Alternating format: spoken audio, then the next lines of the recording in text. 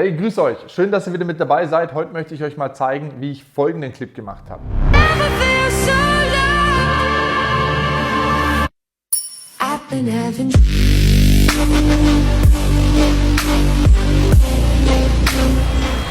Dann lasst uns mal keine Zeit verlieren. So, und los geht's. Also, was ihr hier jetzt wieder seht, hier unten einmal haben wir die Timeline. Und genau, das besteht eigentlich, dieser Clip, aus zwei Clips. Also ich habe einmal hier diese Anfangsszene, wo man sieht, wie ich herkomme, die Leute begrüße. Und wo man sieht, ich habe ein Foto aufgebaut und laufe jetzt dann zum Fenster. Dann habe ich hier einen Übergang drin, hier in der Mitte, da wo ich meine Maus habe, ist ein Übergang drin. Das ist einfach nur einen kurzen, Moment, wie heißt denn der bei mir? Dieser Übergang, Blitz. Genau, da kommt halt einfach kurz ein Klack, dann wird es einmal hell. Und dadurch, dass es ja ein Foto sein soll, habe ich hier einfach digital den Blitz eingefügt. Hier unten habe ich sogar noch einen Auslöser-Sound drunter gelegt, wobei ja im richtigen Video habe ich es durch den Bass gemacht oder da, wo im Prinzip dann das Lied richtig losgeht. Das hat dann den Übergang eingeläutet. Und genau, ihr könnt aber hier auch eben so einen Blitz reinmachen und auch so einen Auslöser. Das kommt auch immer ganz cool. Und genau, hier hinten ist dann der eigentliche Clip und der besteht aus zwei Clips. Wenn man hier mal reinschaut, das ist wieder so ein Unterordner. Ich habe euch ja beim letzten Mal hier erklärt, immer mit diesem Symbol. Da tue ich das immer ein bisschen gruppieren und ich sage euch jetzt auch gleich, warum ich das hier so gruppiert habe. Im Endeffekt ist das ja, was ich hier drin habe, einfach ein Foto. Aber ihr seht hier, wie ich hier eine leichte Zoomfahrt, also ich zoome in das Bild dann rein und in diesem Ordner habe ich jetzt hier diese Zoomfahrt, man sieht es glaube ich hier, ja, seht ihr das? Hier habe ich im Prinzip dieses Bild animiert, dass ich hier diese Zoomfahrt habe. Und in dem Ordner drin, gehen wir mal rein, da seht ihr, jetzt habe ich mehrere Filmclips und um die nicht alle zu animieren oder animieren zu müssen, dass die sich bewegen, gruppiere ich die, dann brauche ich nämlich nur einmal diesen Ordner hier tracken oder beziehungsweise die Keyframes setzen, dass ich diese Zoomfahrt habe und dann sind automatisch alle Clips, die in dem Ordner drin sind, auch so verbunden oder übernimmt im Prinzip diese Bewegung für alle Clips mit. Genau, so viel da dazu. Jetzt gehen wir mal in den Ordner rein. Und zwar, jetzt blende ich mal nacheinander die ganzen Sachen hier aus, dass ihr mal seht, was dann alles so verschwindet. Ihr seht nämlich schon, jetzt verändert sich das Bild um einiges. So, und jetzt verschwindet sogar der Planet. Also das Ursprungsbild ist im Prinzip genauso, wie ihr es jetzt hier seht. Das ist dieser Filmclip. Und da habe ich natürlich ein bisschen eine Farbanpassung gemacht. Wenn ich jetzt hier mal alles wegnehme, seht ihr das ja. Also ihr könnt jetzt auf dieses Bild, ihr könnt es farblich so anpassen, wie ihr das wollt. Ich habe hier verschiedene Farbkurven, Sättigungen drin, eine Vignette sogar drüber. Und zwar, ich habe auch noch blaues Licht aufgestellt. Man sieht es, glaube ich, hier irgendwo. Oder wo sieht man es? Moment mal. Hier auf dem Bild. Hier seht ihr es. Hier hinten und auch im Schaufenster. Hier habe ich mir zwei blaue Röhren hingestellt, um einfach ein bisschen schon diesen blauen Effekt reinzubekommen in das Ganze. Weil mir war ja von Anfang an klar, ich möchte da so ein bisschen Universum nehmen und einen Planeten. Und da der Clip relativ ja blau ist, wollte ich einfach auch diese Atmosphäre in meinem Raum haben. Ihr könnt es zwar auch nachher in der Farbanpassung könnt ihr das machen, aber ich finde immer, es macht es um einiges einfacher, wenn ihr schon im Vorfeld ein bisschen Leuchtröhren oder sowas habt. Bringt ein bisschen das Ambiente rein, setzt euch ein bisschen das Licht und genau, so habe ich das gemacht. Dann hatte ich nämlich hier schon mal ein relativ blaues Bild oder sehr viel Blau im Bild. Und dann bin ich hierher gegangen, eben habe hier noch diese ganzen Farbanpassungen gemacht, diese Farbkurven, kann ich euch auch mal zeigen. Also ihr habt zum Beispiel hier, da könnt ihr die hellen und dunklen Bereiche im Bild euch selber anpassen und machen. Dann habe ich, was habe ich noch drauf gesetzt, hier Farbtonsättigung. Also ich habe zum Beispiel hier die Blautöne doch nochmal ein bisschen rausgenommen und die Rottöne nochmal ein bisschen rausgenommen. Was haben wir noch? Und bei der normalen Farbtafel, genau hier habe ich auch sogar noch die Blautöne ein bisschen unterstützt, also noch ein bisschen hervorgehoben. Ihr seht es gerade, wenn man jetzt zum Beispiel hier mit den einzelnen Kreisen hier verfährt, ja, bekommt das Bild einfach immer noch mal einen anderen Touch, ein bisschen eine andere Farbe mit rein.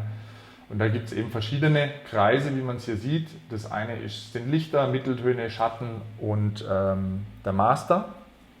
So, dann kommen wir jetzt wieder zum Bild zurück.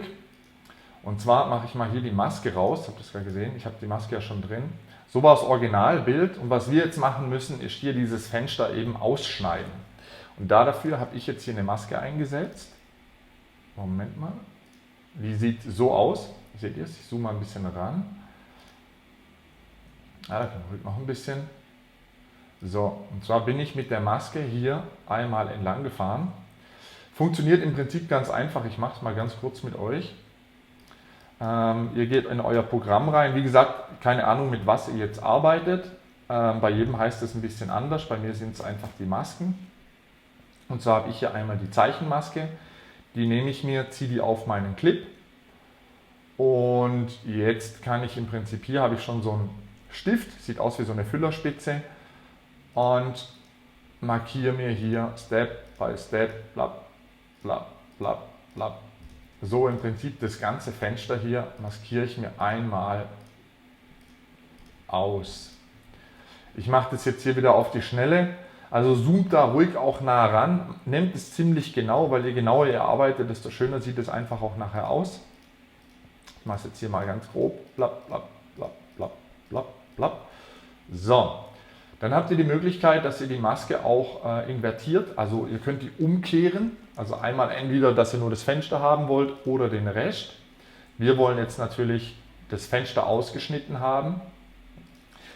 So, dann nehme ich wieder meine richtige Maske, machen wir die hier mal weg.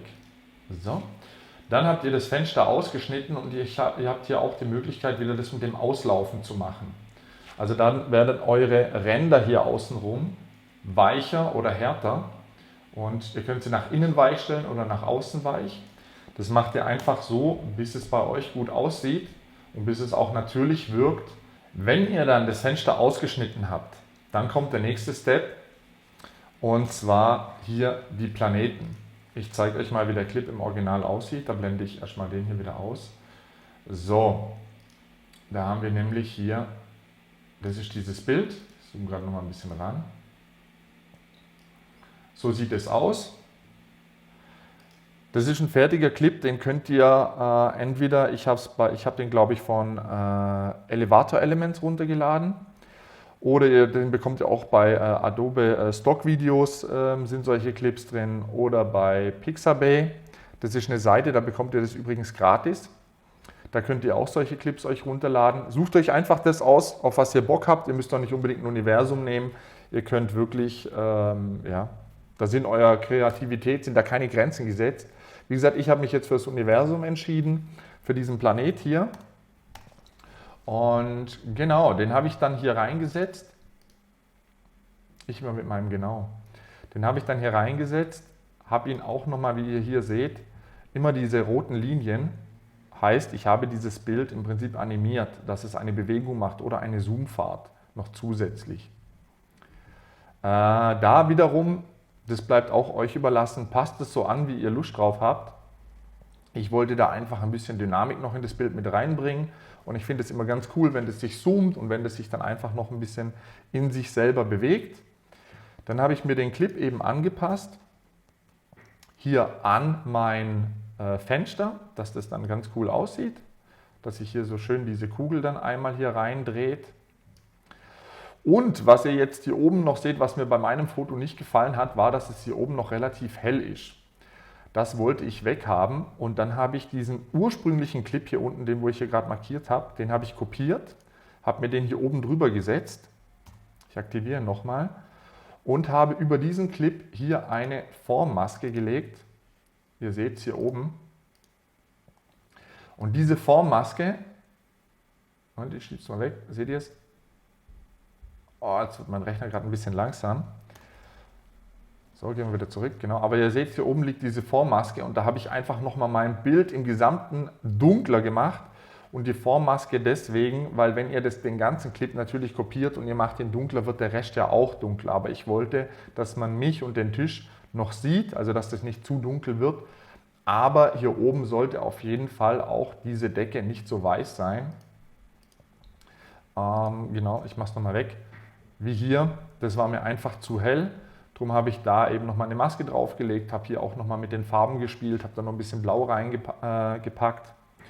Und um jetzt noch ein bisschen das Ganze dramatischer wirken zu lassen, habe ich hier oben nochmal 2 Lensflares draufgehauen. Und zwar die Lensflares oder ein Licht mit einem Lensflare nochmal auf meine Glühbirnen, weil ich zoome auch nochmal ran. Es sieht doch so ein bisschen lasch aus. Und so bin ich einfach hergegangen, habe hier diesen Lensflare draufgeknallt.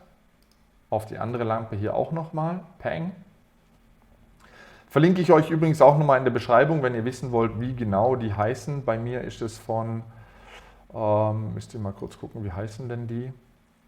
Das ist von Pixel Film Studios, sind es die Lensflares. Aber ich verlinke euch das nachher unten in der Beschreibung nochmal, da könnt ihr dann nachschauen, falls es euch interessiert. Gibt es, glaube ich, auch für Premiere und After Effects und so weiter und so fort. So, dann habe ich auf jeden Fall schon wieder so, ich muss aufhören so zu sagen. Jetzt haben wir hier wieder die Lensflares hier drauf. Bei dem Lensflare ist es auch cool, die kann man natürlich hier ein bisschen animieren. Moment, der hier ist es, glaube ich. Genau, ihr seht es. Oder ihr seht es nicht, ich zoome nochmal ran.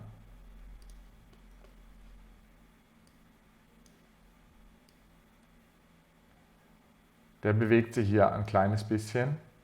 Moment mal, gehen wir mal hier ein bisschen raus. So. Seht ihr es? Der dreht sich ja. Und somit bekommt das Bild, wird es dann nicht ganz so statisch. Habe ich dann einfach so diesen Lensflare mit einer leichten Drehung dann noch reingemacht.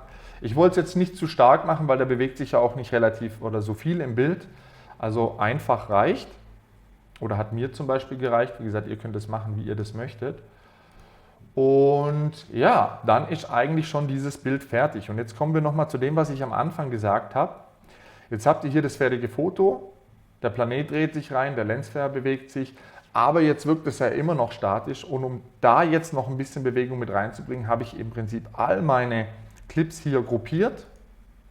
So wie ihr es hier seht in diesem Ordner. Und habe jetzt diesen Ordner nochmal mit einer, so wie ihr es da seht, mit einer kleinen Zoomfahrt animiert, sodass dann natürlich hier zum Schluss dann auch noch sich alles dreht, der Lensflare da drin ist und es noch langsam in dieses Bild hier reinzoomt. Genau, das war's. So viel zu meinem zweiten Video.